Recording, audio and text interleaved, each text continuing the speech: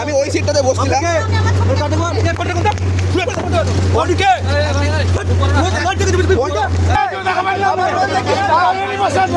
ব্যাপারটা হয়েছিল কি, আমি আমার বাড়ি থেকে, মানে যেটা আমার বাড়ি হচ্ছে তিলকচন্দ্রপুরে, আমি বাসে উঠি। এখানে আমি এখানে বসছিলাম, ঠিক আছে। স্টাফ না বাসের কি জানি সাদা রঙের ড্রেস। আপনার আইডি কার্ড কোথায়? কি কাজ করেন আপনার দেখি? আমি কে? আপনি আগে দেবো। আমি কে? কোন জমি কাজ দেবো? তাহলে আপনি সিটটা কেন আমার? আমি কে কাটে দেবো? আমি কে? সিটটা কেন দিচ্ছেন না? আমি ওই সিটটাতে বসছিলাম।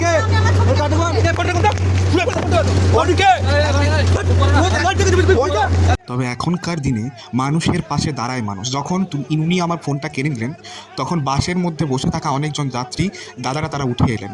যেটা আমার প্রতি যে অন্যায়টা হচ্ছে সেটা দেখে তার বিচার করার জন্য তাকে উপযুক্ত কথা বলেছেন। এবার দেখুন।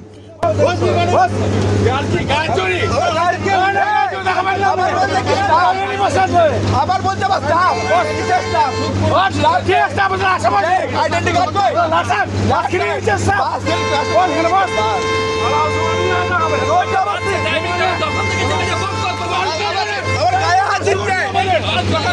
লজ্জা লাগে না? লজ্জা লাগে না? দাঁড়াও, আমাদের সিটটা এখানে উঠাবে।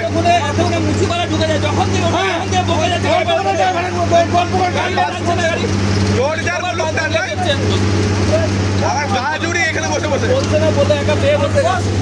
ধন্যবাদ দাদা, ধন্যবাদ।